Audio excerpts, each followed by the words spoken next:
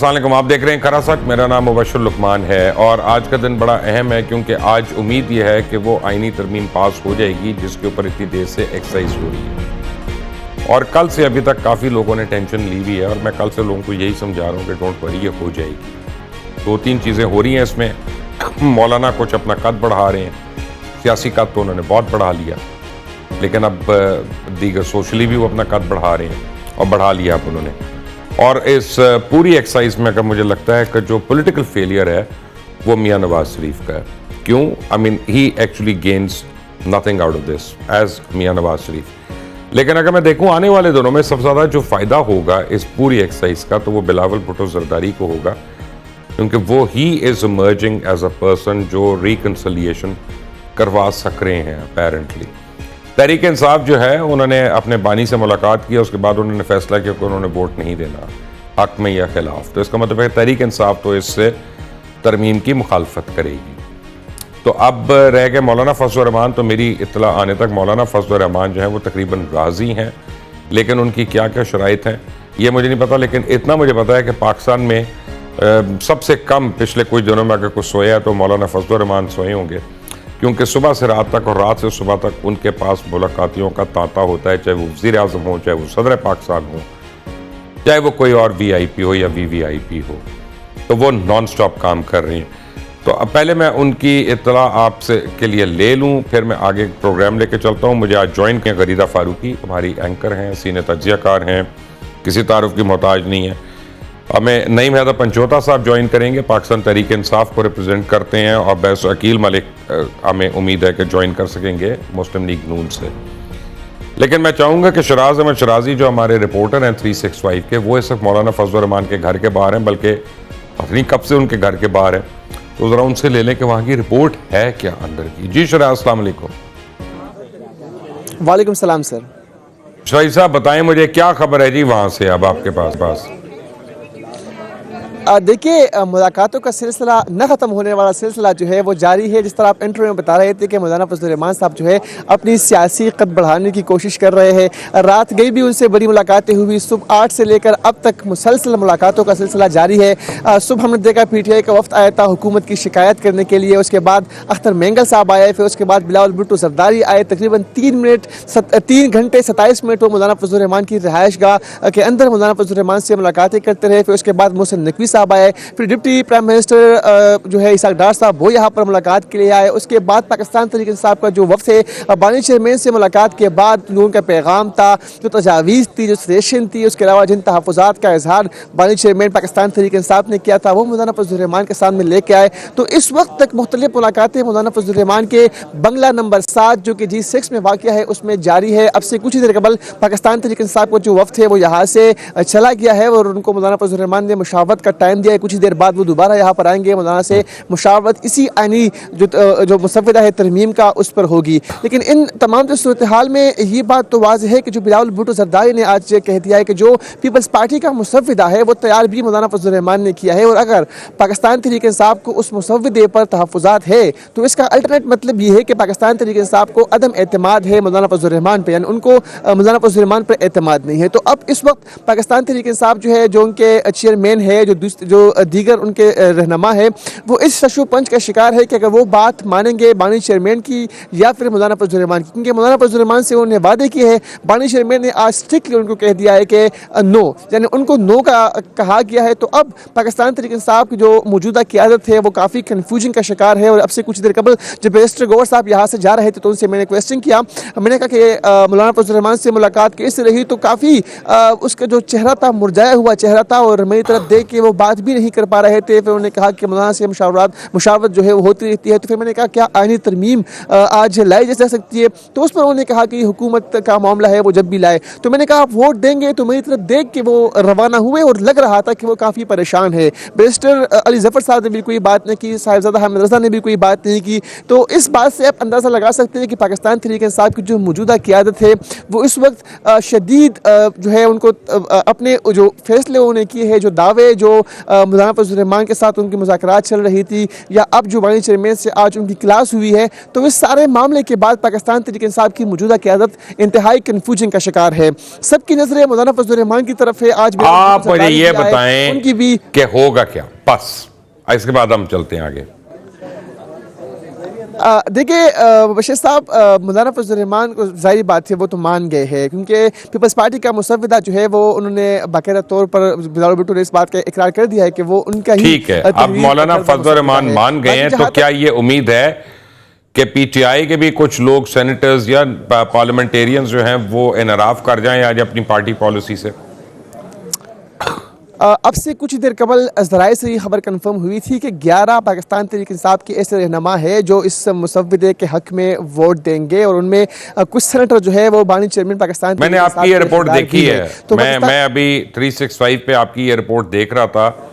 मुझे सिर्फ ये बताएं, जो आपके ज़राए हैं, मैं आपसे ये नहीं पूछूंगा कौन है, लेकिन मुझे बताएं क्या वो A+ हैं कि C-B हैं, हमारी तरह के हैं?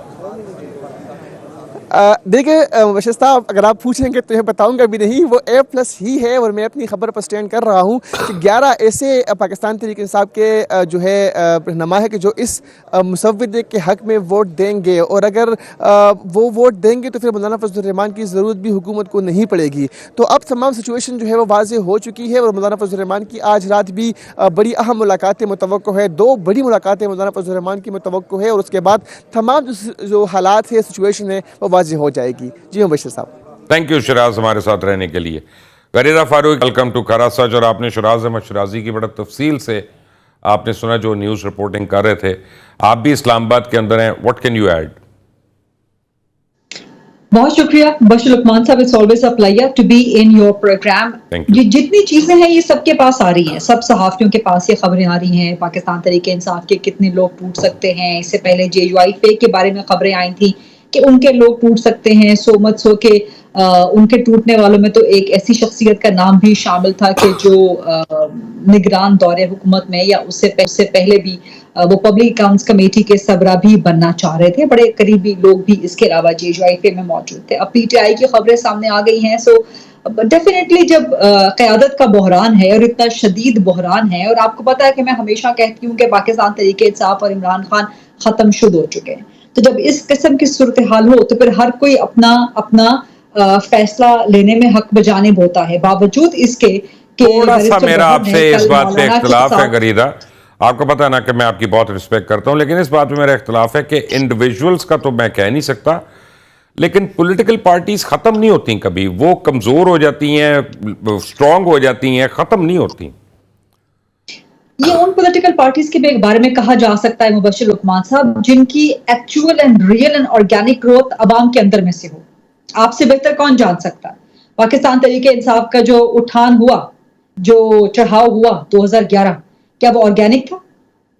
May be no, but right now जो PTI की जो फॉलोइंग है वो काफी ऑर्गेनिक स्ट्रांग है। और इस वक्त अगर ये कहें, सोशल मीडिया पे नजर आती, सोशल मीडिया पे आपको नजर आती है, तो आपके कहने का मतलब मेरे कई ड्राइवर छोड़ गए मुझे इस वजह से कि वो तहरीक इंसाफ के सपोर्टर हैं। 1.5 करोड़ वोट अगर लिया ऑनेस्टली इस वक्त तक जो ऑन रिकॉर्ड है, और उसके मुकाबले में 3 करोड़ लिया है पीपल्स पार्टी ने, PMLN ने, दीगर इत्तेहादी, उनके भी तो वोटर मौजूद है ना। 6 करोड़ सारे का सारा रजिस्टर्ड वोटर PTI की तरफ तो नहीं चला गया ना। तो क्या बाकी इनऑर्गेनिक है पॉलिटिकल पार्टीज? सो ये हमें मानना पड़ेगा, तस्लीम करना पड़ेगा कि पाकिस्तान तहरीक इंसाफ की सिर्फ सोशल मीडिया पर जो मकबूलियत है, अगर पॉपुलैरिटी है तो मुझे बताएं कि कल एहतजाज था ना जुमे को, कोई बंदा ना बंदे की जात निकला। वो अपनी लीडरशिप के खिलाफ हैं। उनकी लीडरशिप ने जो पार्टी वर्कर्स उनको बड़े धोखे दिए हैं। खुद अहमद अजहर जो है वो अलग से बैठ के ट्वीट्स करते रहते हैं, इधर आ जाओ, उधर आ जाओ, उधर ना आओ। तो लोग कहते हैं कि खुद आए या अपने बच्चों को बुलाएं तो फिर हम भी आ जाते हैं। तो फॉलोइंग तो है उनकी।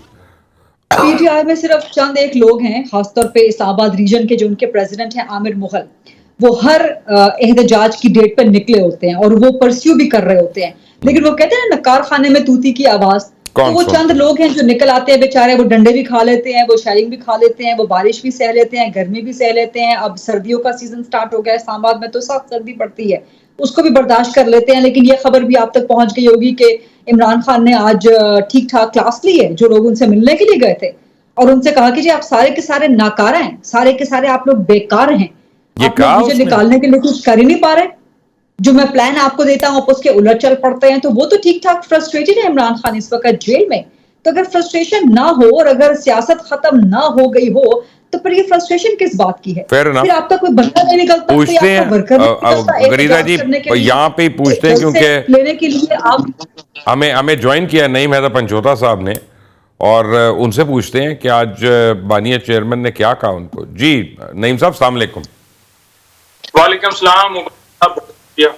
कैसे हैं आप? आज सुना है ये गरीदा बहन जो हैं ये बता रही हैं कि बानी चेयरमैन जो हैं वो काफ़ी नाराज़ रहे हैं आपके वफ़ पे कि तुम लोग मेरी पॉलिसी के खिलाफ जा रहे हो। देखिए, ऐसी कोई बात नहीं है। ये कुछ खबरें जो हैं वो चलाई गई हैं और जो हमारा मौक़िफ़ है, जो खान साहब ने मौक़िफ़ दिया वो हमने बता दिया। जहाँ तक बातचीत की बात है, उन्होंने बड़ा वाज़ेह कहा कि आप मौलाना साहब से बातचीत जो है, जो उनके मुसव्वदे की हद तक जो है वो नेगोशिएशन जो है, वो बातचीत जो है वो जारी रखें।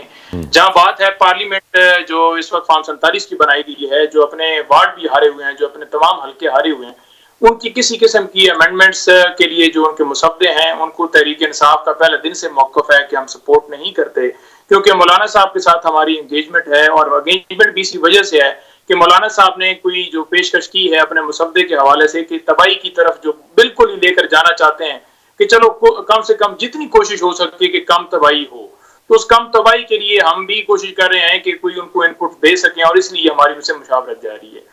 बाकी खबरें इस तरह की चलती रहती हैं, इस तरह के प्रोपेगेंडे चलते रहते हैं।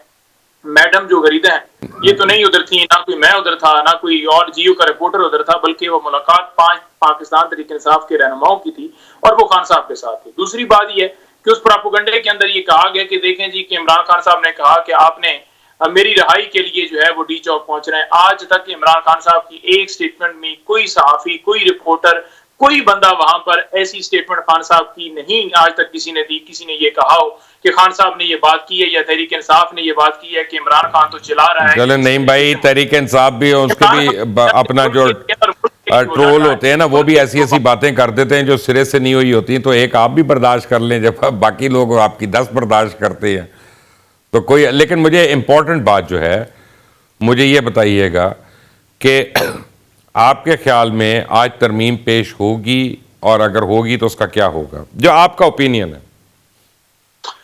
देखिए, मेरी राय के मुताबिक ये कोशिश कर रहे हैं और खबरें भी अब चल रही हैं कि आज हर सूरत हमने तरामीम जो है वो मुसव्वदे जो है जो मंजूर किया है, कोई भी मुसव्वदा किया है उसको आज हमने हर सूरत पेश करना है। और ये चाहते हैं कि किसी सूरत जो है वो डू एंड डाई वाली सिचुएशन 25 से पहले जो है सारा मामला कर लिया जाए, क्योंकि इसके अंदर दो चीजें जो है वो बड़ी वाज़ेह नजर आती हैं। एक काजी फैसल साहब की एक्सटेंशन कि आपको किसी और अदालत का सरबराह लगाना है, दूसरा जो है चीफ इलेक्शन कमिश्नर जिसकी एक्सटेंशन के बारे में यही तरामीम के अंदर लिखा गया है कि अगर वो रिटायर भी हो जाएगा और नया जब तक चीफ इलेक्शन कमिश्नर या मेंबरान नहीं अपॉइंट होंगे तो वही अगला काम करता रहेगा। तो इन दो की एक्सटेंशन की खान साहब ने बात की थी। तीसरी एक्सटेंशन की बात भी खान साहब ने की थी, वो जो मुक्तदरा के मतलब मैं कहूंगा कि आर्मी चीफ साहब के बारे में बात की थी कि कोई भी आर्मी चीफ जो होगा उसकी एक्सटेंशन के लिए भी अमेंडमेंट्स लाई जाएंगी। चलें, वो तो अलग बात है कि जब वो वज़ीर आज़म थे तो उन्होंने जनरल बाजवा को ऑफर कर दी थी कि मैं तुम्हें एक्सटेंशन दे देता हूं, और जब वो अपोजिशन में भी आए हैं नो कॉन्फ्रेंस बाद तब भी उन्होंने ऑफर की थी। तो ये तो वक्त की बात है। लेकिन यहाँ पे शामिल करते हैं बैरिस्टर अकील साहब को। बैरिस्टर अकील मालिक हमारे साथ हैं इस वक्त, मुस्लिम लीग नून से उनका ताल्लुक है, उनके रहनुमा है। बैरिस्टर साहब अस्सलाम वालेकुम। जी अस्सलाम वालेकुम मुबश्शिर साहब। सर जी, मुझे दो बातें बताइएगा, क्या आज तरमीम पेश होगी, और अगर होगी तो आपके ख्याल में पास होगी? बिस्मिल्लाहिर्रहमानिर्रहीम, बहुत बहुत शुक्रिया मुबश्शिर साहब। बिल्कुल तरमीम आज पेश होगी। सेनेट की हद तक तो आज ही की तारीख में पेश होगी, और नेशनल असम्बली ये ऐन मुमकिन है कि उसको आज पेश किया जाए, और रात 12 बजे के बाद जब नया दिन चढ़ेगा और विद अ ब्रेक एक नए एजेंडे के साथ, नई तारीख के साथ उसको टेकअप कर लिया जाए आज ही की तारीख में। और वो तारीख तो खैर बदल जाएगी और कल की हो जाएगी, लेकिन ये है कि वो आज ही हो जाएगा इंशाल्लाह। इसमें कोई टेक्निकल रीजन है कि सेम डेट पे नहीं हो सकता ये? जी, क्योंकि जब आपकी डेट चेंज होती है, और इस तरह ये कोई पहली दफा नहीं हो रहा, कई बार ऐसा हुआ है लेजिस्लेटिव बिजनेस के हवाले से भी और तरमीम के हवाले से भी, कि वो अगले दिन पे जा सकती हैं और फिर स्पीकर नेशनल असम्बली वो सेशन खत्म करते हैं उस दिन का, और फिर 5-10 मिनट की ब्रेक होती है, और फिर नेक्स्ट डे पे नया एजेंडा जारी होता है जो 10-15 मिनट का वक्फा होता है, और उस पर फिर उसको टेकअप कर दिया जाता है। तो आपके ख्याल में ये आराम से पास हो जाएगी कि नहीं? जी बिल्कुल, हुकूमत के नंबर पूरे हैं और हुकूमत इंशाअल्लाह कसरत राय के साथ इसको पास करवा लेगी। तो अगर नंबर्स पूरे थे तो अभी तक आप लोग सेशन क्यों, टाइम क्यों बदलते रहे हैं बार बार? देखिए, टाइम इसलिए बदला जा रहा है कि हम चाहते हैं कि इत्तेफाक राय से ये तमाम तर मामला हो, ताकि किसी को कल कोई ये गिला ना हो कि हमें या हमारी गुजारिशात को ऑन बोर्ड नहीं लिया गया। जिस तरह मुसवदा अब आपके सामने भी है और अवाम के सामने भी है, उसमें मौलाना साहब की गुजारिश थी और उनकी सजेशन थी कि इसको आईनी बेंच की तरफ लेके जाया जाए, और एक मिडवे निकला है, और उसको आईनी बेंच और आईनी कोर्ट के दरमियान जो एक सिचुएशन थी, मोर ऑन दी आईनी बेंच साइड ऑफ कोर्स, तो उस हवाले से हम जो है आईनी बेंच की जो गुजारिश थी और जो सजेशन था उसको इनकॉर्पोरेट किया है इस मसवदे में, और उसी को ही पेश किया जाएगा। अब यहाँ पे आपने बात की कि इसमें देर क्यों लग रही है, तो हमारी कोशिश है कि पीटीआई की जो दोस्त हैं वो भी इसमें अपना इनपुट देते, लेकिन कमेटी में तो उन्होंने नहीं दिया। लेकिन अब मसवदा जब फाइनल हो गया है और जब फाइनलिटी उसकी अटेन हो चुकी है टू सर्टेन एक्सटेंट, तो ये एक हमारी लास्ट कहने कोशिश है कि हम चाहते हैं कि बीएनपी और एएनपी और दीगर जो जमातें हैं पीटीआई समेत, ये तमाम तर मिल के जो है एक कसरत राय के साथ इसको पास करवाया। लेकिन बैरिस्टर वकील, आप मेरी एक बात से एग्री करेंगे कि पीटीआई को इस बारी हमें कॉन्ग्रेचुलेट करना पड़ेगा वो इस बात पे कि 2013 में उन्होंने असेंबलियों का बॉयकॉट रखा, 14 में, 18 में, और वो बाहर निकल आते थे, इस्तीफे दे देते थे, सब कुछ, और वो एक प्रॉब्लम हो जाता था। इस बारी वो पार्लियामेंट के अंदर रहते हुए अपने आईनी हकूक के लिए लड़ाई कर रहे हैं, तो ये एक बड़ी खुशाइन बात है। आपने दुरुस्त कहा, और होना भी इसी तरह चाहिए। Taking to the streets is no answer. बिल्कुल वो एहतजाज भी आप करना चाहते हैं आप करें, आपका आईनी हक है, लेकिन कानून के मुताबिक, आइन के मुताबिक। और हमने तो डे वन से इनको कहा है कि आपने एहतजाज रिकॉर्ड कराना है तो अपना पार्लिमानी एहतजाज रिकॉर्ड कराएं। आप कहते हैं कि हम साइजेबल जमात हैं, हमारी सबसे ज्यादा अक्सरियत है पार्लियामान के अंदर भी, तो पार्लियामान के अंदर जो सियासी मसाइल हैं उनका हल भी सियासी मसाइल का सियासी पार्टियां मिलकर पार्लियामान के अंदर ही से निकाल सकती हैं। मेरे साथ ही रहेगा गरीदा फारूकी। मुझे एक चीज़ पे बड़ा एतराज़ है। अब मैं तो एक शो करता हूँ, मैं कुछ चैनल की पॉलिसी तो नहीं बनाता, मैं सारे चैनल्स के मुतालिक बात कर रहा हूँ कि मैं अभी अपने मुदस्सिर मलिक साहब से बात कर रहा था, और उनसे मैं बात कर रहा था, मुदस्सिर इकबाल साहब से, सॉरी यार, अब मुझे निकाल ही ना दे नौकरी से वो। तो मुदस्सिर इकबाल से मैं बात कर रहा था, मैंने कहा कि सारे चैनल्स जो हैं ट्रांसमिशंस भी कर रहे हैं, प्रोग्राम्स कर रहे हैं इस आईनी तरमीम पे, लेकिन बता नहीं रहे, ये स्पेल आउट नहीं कर रहे कि इस आईनी तरमीम का आवाम को फ़ायदा क्या है, और उसकी वजह से हमारी जो पोलराइजेशन है उसमें कोई इम्प्रूवमेंट नहीं हो रही। लोगों को लीगली पता नहीं चल रहा, जो पीटीआई की साइड पे है या मौलाना की साइड पे वो कहता है कि ये नहीं होनी चाहिए, जो दूसरी साइड पे वो कहता है होनी चाहिए, लेकिन किसी को पता ही नहीं कि उस तरमीम में होना क्या है, उससे क्या क्या फ़ायदा होना है। तो ये मीडिया का भी तो एक बहुत बड़ा लैप्स रहा है ना यहाँ पे। मैं पार्शली आपकी इस बात से एग्री करूंगी, एंड आई वुड रिक्वेस्ट कि अगर आप मुझे जवाब मुकम्मल करने का वक्त दे। मुबश्शिर लुकमान साहब, जब ये 18वीं तरमीम हुई थी ना, उस वक्त आज की जो जनरेशन है, जो खासतौर पे 2011 के बाद जिसका सियासी जन्म या जिसका शऊर की या बलूगत का जन्म या सियासी शऊर का या सियासी बलूगत का जन्म भी 2011 या मोस्ट प्राइमरीली 2018 के बाद हुआ है, उनको समझ नहीं है, उनको इल्म ही नहीं है। खैर 18वीं तरमीम के दौर पे तो सोशल मीडिया भी नहीं था और बहुत चंद एक प्राइवेट चैनल, टेलीविजन चैनल हुआ करते थे, उस तरह से फ्लरिश भी नहीं हुआ था, लेकिन उस वक्त भी सूरत हाल यही थी।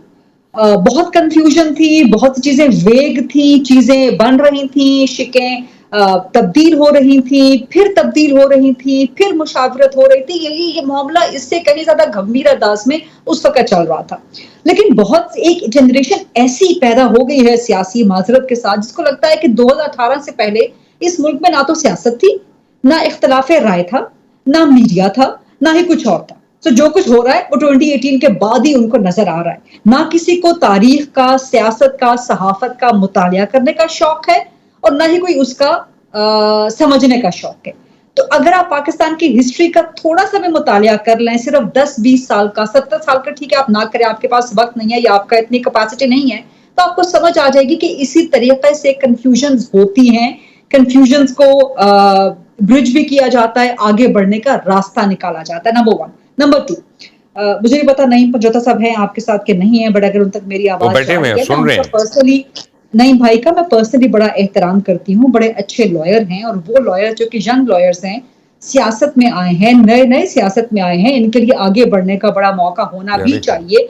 अदरवाइज अगर इमरान खान जेल से बाहर आ जाते हैं तो फिर तो इस वक्त जो वकला क़यादत आपको नजर आ रही है वो बैक बेंचेस पे चली जाएगी, फिर तो पॉलिटिकल लीडरशिप सामने आ जाएगी। यही वजह है कि बहुत लोग एतराज भी करते हैं, खुद इमरान खान साहब ने आज एतराज कर दिया, तमाम रिपोर्टर्स ने, तमाम मीडिया ने रिपोर्ट किया ये सब चीजें कि जी वो अपनी जो वकला लीडरशिप है उस पर आज शदीद बरहम हुए हैं।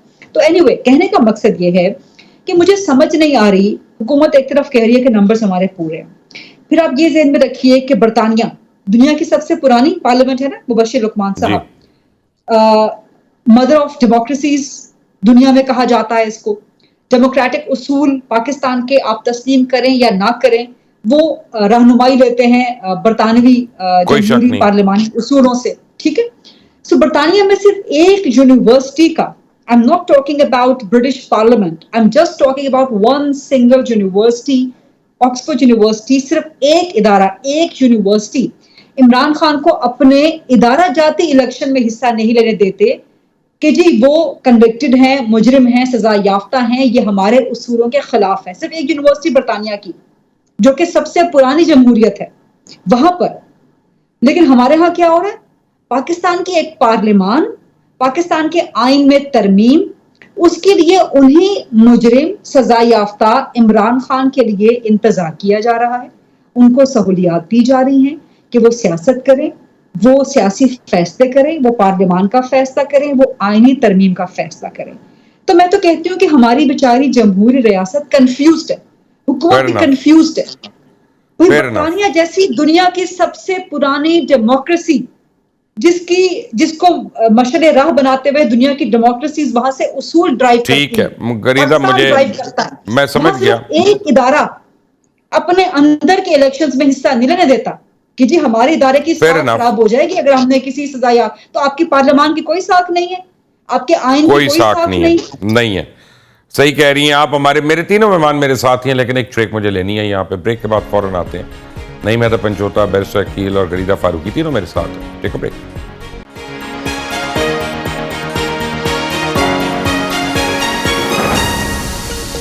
Welcome back from the break. और ब्रेक पे जाने से पहले आप बातें सुन रहे थे गरीदा फारूकी की, बैरिस्टर अकील मलिक और नईम पंजोता साहब की। और मैं देख रहा था कि जब गरीदा फारूकी साहब बात करी थी तो नईम साहब मुसलसल कुछ बोलना चाह रहे थे। Now is your time sir, आप क्या कहना चाहते हैं? मुबश्शिर साहब, मैं गुजारना चाहता हूं कि आपने बात की कि लोगों को पता नहीं है कि अमेंडमेंट्स जो हैं ये क्या हो रहे हैं, तो मैं थोड़ा सा उसके ऊपर भी बात करना चाहूंगा और जो गरीदा फारूकी साहबा ने बात की उनका भी जवाब देना चाहूंगा। पहली बात तो ये, जो अमेंडमेंट्स करने जा रहे हैं इनका मकसद सिर्फ और सिर्फ ये है कि अदलिया को कंट्रोल किया जाए। अब वो कंट्रोल कैसे करना चाहते हैं? Number 1, chief justice of Pakistan, जो कि पहले सीनियर तरीन जज जो है वो लगता था, वो अब हुकूमत की चॉइस होगी कि 3 जजेस में से एक लगा रहे। नंबर 1। नंबर 2, ऐसी एक वहां पर, क्योंकि पहले उन्होंने कहा कि एक कॉन्स्टिट्यूशनल कोर्ट बनानी है, तो अब इन्होंने इरादा किया कि वो, क्योंकि मौलाना साहब ने कहा कि आप बेंच बना लें, अब बेंच की भी अगर इनकी नीयत नजर आती कि ये बेंच के अंदर भी इनकी कोई अच्छी नीयत है या तरामीम के अंदर अच्छी नीयत है, तो ये कहते जी कि जो एक लाइन होगी कि जितने सीनियर 5 जजेस होंगे वो उस बेंच के ऐसा हो जाएंगे।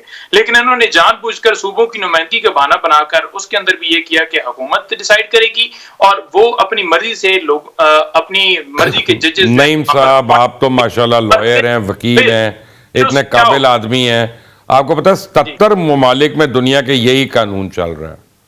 नहीं देखें, I mean 77 countries cannot be wrong। आप 77 ममालिक की तब आप देना मिसाल कि जब आपके मुल्क के अंदर जो आपका आइन मौजूद है उसके ऊपर भी पहले अमल किया जा रहा हो, या किसी आइन में तरामीम आती हैं उसकी बेहतरी के लिए on a day to day basis. Panjota साहब, आपसे तो बेहतर ये मुझे पता ही नहीं हो सकता। आप कानून के समझने वाले आदमी हैं। मैं ये गुजारिश कर रहा हूँ, अगर आप इंडिया की बात कर लें तो इंडिया के अंदर भी 5 जो जजेस हैं, सीनियर हैं, 5 हैं या 7 हैं। खैर, मैं उनको पता क्या कह रहा था, मेरा पॉइंट ऑफ व्यू डिफरेंट था। मैं तरमीम के फेवर में या अगेंस्ट बात नहीं कर रहा था पंचोता साहब, मैं एक्सप्लेन कर दूं, सॉरी। मैं सिर्फ ये कह रहा था कि मीडिया ने अपना रोल नहीं प्ले किया लोगों को एजुकेट करने के बारे में। जिस तरह हमारी पॉलिटिक्स पोलराइजेशन का शिकार है, मीडिया भी पोलराइजेशन का शिकार मुझे नजर आया। मैं ये कह रहा था मीडिया को बताना चाहिए कि लोगों के बुनियादी हकूक को सलब करने के लिए तरमीम की जा रही है। मीडिया को बताना चाहिए कि ये तो अब आपका पॉइंट ऑफ व्यू है ना। लोगों मीडिया को बताना चाहिए कि एक जज बोलेगा उसे उठा के बलूचिस्तान फेंक दे दिया जाएगा ताकि वो इंसाफ न दे। मीडिया ये बात और वो जज वैसे अपना ना बोले और 19 साल किसी को जेल में रखे, वो खैर है, उसके ऊपर कोई कंडक्ट नहीं होगा। और वो जज अगर अपने बेटे को रेकोटेक का डेप्टी एमडी लगा दे, उस पर कोई कंडक्ट नहीं होगा। वो उसको उठा के एफआईए में लगा दे, उसका कोई प्रॉब्लम नहीं होगा। वो जज उठा के पाकिस्तान स्टील मिल की सेल को रोक दे, जिससे पाकिस्तान की अवाम को अरबों रुपए का नुकसान हो जाए, उसका कोई प्रॉब्लम नहीं है। वो आदमी रेकोटेक के ऊपर काम रोक दे और उसमें $5 बिलियन का फाइन हो जाए, उसका कोई प्रॉब्लम नहीं है। नहीं छोड़े, जजेस को भी रिस्पॉन्सिबल होना है ना जी अपने डिसीजंस में। ये चीजें हैं ना, ये चीजें जिनकी आप निशानदेही कर रहे हैं, ये भी कोई फैसले करवाता है। और जब तक आपके तमाम इदारे आजाद नहीं होंगे तब तक आपका मुल्क आगे नहीं बढ़ सकता। किसकी आजादी चाहिए? हम आजाद हैं। पंचोता साहब, आप मेरी बात सुने, आप मुझे बताएं, आप 365 पे बैठे हैं, आप इस वक्त 365 के मेहमान हैं। एक सेकंड, आप कोई नाम लें इस मुल्क में और आप कहें कि उस बंदे की बुराई करो, मैं आपको करके दिखाता हूं। मैं ऑन एयर आपको वादा कर रहा हूं और मैं लाइव करूंगा। यार ये बात नहीं, हमें कोई रोक टोक नहीं है, किसी को कोई रोक टोक नहीं है, इदारे भी आजाद है। देखिए जब आप इस तरह की बातें करते हैं, मुझे एक इदारा दिखा दें आजाद है जी, एक दिखा दें, ये पार्लियामेंट आजाद है, ये फॉर्म 47 वाले आजाद हैं, क्या मुसद्दा इन्होंने बनाया? मेरी जान नहीं मदर पंचोता साहब, फिर तो आप लोग, आपकी पार्टी आपको गुलाम बना के रखी हुई है कि आप इलेक्शन जीत के आए हैं, लेकिन आप पार्टी की मर्जी के बगैर फैसला नहीं कर सकते, आप वोट नहीं कर सकते। आज सियासी लोगों को, सियासी पॉलिटिकल वर्ग को जेलों में कौन डाल रहा है? मैं उसकी वजह बता देता हूँ, अगर आप सुन लें तो मैं कर्ज कर दूं, मैं सुन लें। पाकिस्तान तहरीक इंसाफ के बहुत से वर्कर जो हैं वो गिरफ्तार हैं और पिछले चंद दिनों के अंदर हुए, डी चौक जाने की वजह से फलां जगह पे। मुझे तहरीक इंसाफ की तरफ से बता दें किस किस की बेल के लिए अप्लाई किया, किसके मचल के जमा कराए? नहीं सर, आप लोगों ने मचल के ही नहीं जमा कराए, उनमें से कईयों को बेल हो जाती है अगर आप मचल के जमा कराते तो। आपने गरीदा ने जब बात की, ये देखिए, और सर मेरे ऑडियो इंजीनियर के कजन उठाए गए हैं सर, वो अपना खुद से जमानतें करा रहे हैं सर। पार्टी, एक मिनट मेरी बात मान लें, मेरी एक अर्ज सुन लें। अगर मैं आपको ये कहूं, बजोता साहब मेरी एक अर्ज सुन लें, मैं आपको एक अर्ज कर दूं, खत्म शुद्ध है ना, अगर किसी को खत्म करना है तो अल्लाह ताला की जात है। नहीं, एक सेकंड, खत्म क्यों करना है यार, मैं आपके साथ हूं, उस बात पे मैं आपके साथ हूं, खत्म नहीं करने देंगे आपको, आपके ऊपर कोई मुकदमा आपको खत्म नहीं करने देंगे। लेकिन प्रॉब्लम यह है अवाम 80% अवाम उसके खिलाफ खड़े होकर ये बात करें कि ये अवाम जो है ये तो पाकिस्तान तहरीक इंसाफ को सपोर्ट 4 करोड़ और 20 लाख यार नहीं, मैं अदर पंचोता पाकिस्तान के अवाम की बातें कर रहे हैं। गरीदा जी एक बात पे मुझे हेल्प करें जरा, आप पंचोता साहब को प्लीज एक बात समझाएं कि अगर कल ऐलान हो जाए कि दीपिका पडोने जो है वो वाघा बॉर्डर क्रॉस करके लाहौर में आएगी, तो कल तक कम से कम 3 करोड़ पाकिस्तानी वाघा के बाहर खड़ा होगा।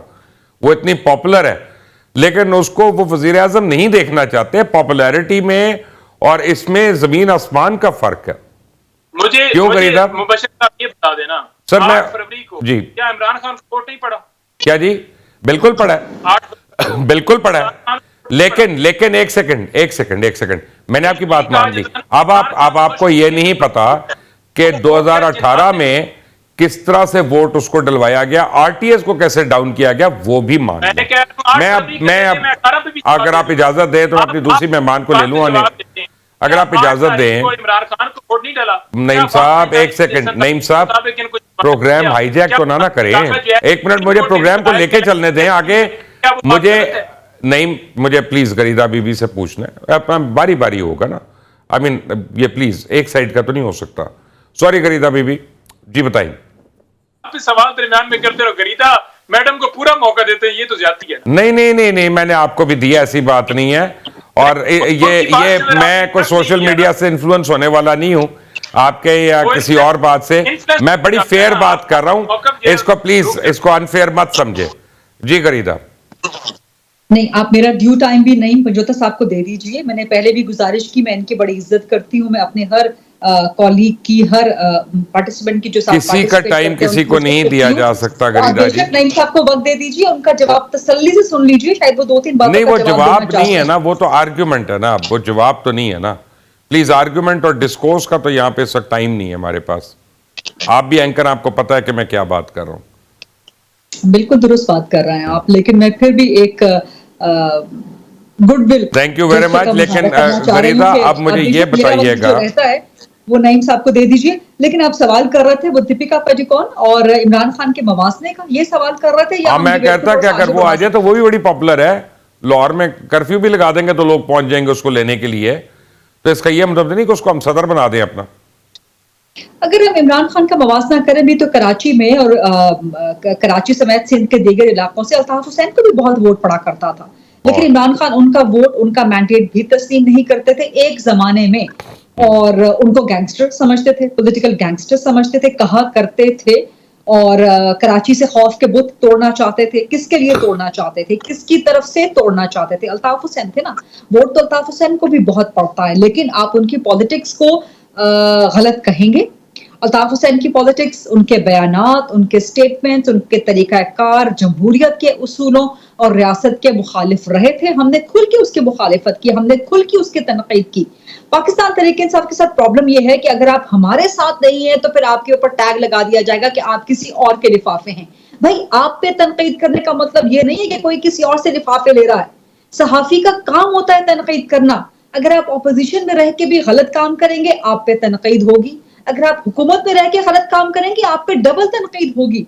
यही काम किया हम लोगों ने। अब मसला ये था कि इमरान खान साहब ने, चूंकि वो शहजादों वाला एक रवैया देख रखा था, एक ट्रीटमेंट देख रखी थी कि जब वो सेलिब्रिटी स्टार थे, आज भी है वो पाकिस्तान की क्रिकेट के आइकॉन है, आइकॉनिक लेजेंड है। फिर फिलैंथ्रोपी में उन्होंने बड़ा जबरदस्त काम किया, तो उस वक्त तक वो बड़ा सबकी आंखों का तारा हुआ करते थे। फिर वो एस्टैब्लिशमेंट की आंखों का तारा बन गए, मीडिया की आंखों का तारा बना दिए गए। सो खान साहब ने वो दौर देख रखा था कि जहां सारा मीडिया उनके पीछे भाग रहा है और उनको अपने कंधों पे उठा रखा है।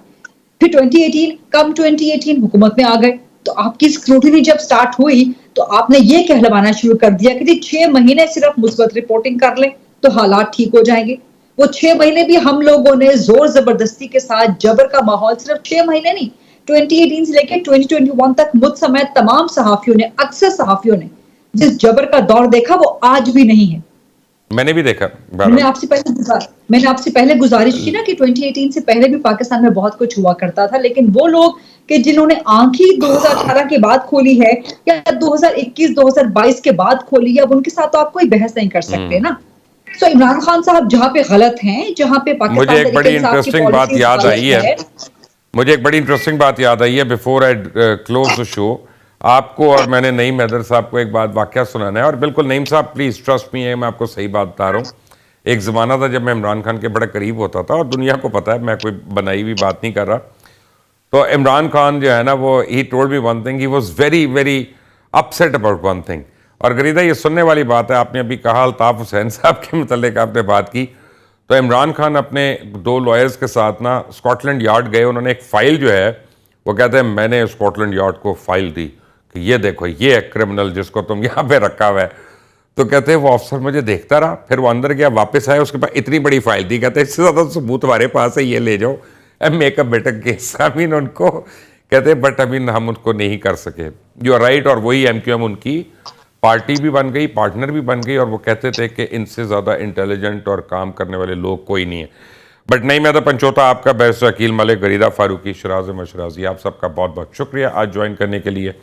चलते चलते आपको बताऊं कि आज लगता ही है कि सेनेट में और आज लेट नाइट जो है पार्लियामेंट में ये तरमीम पेश हो जाएगी, उसके बाद पास जाएगी, और उसके बाद आने वाले दिन इंतहाई अहम है कि जो भी हुकूमत वक्त फैसले करती है, बेंचेस बनाने का, एलिवेशन का, मुख्तलिफ जजेस का, और उसके बाद इलेक्शन कमीशन जो है उसका क्या दायरा इख्तियार जो है वो कैसे एक्सपेंड होता है और कैसे नहीं होता, क्या 19वीं तरमीम रहेगी या 19वीं तरमीम सिरे से उड़ा दी जाएगी, ये भी हमें कल सुबह तक पता चलेगा।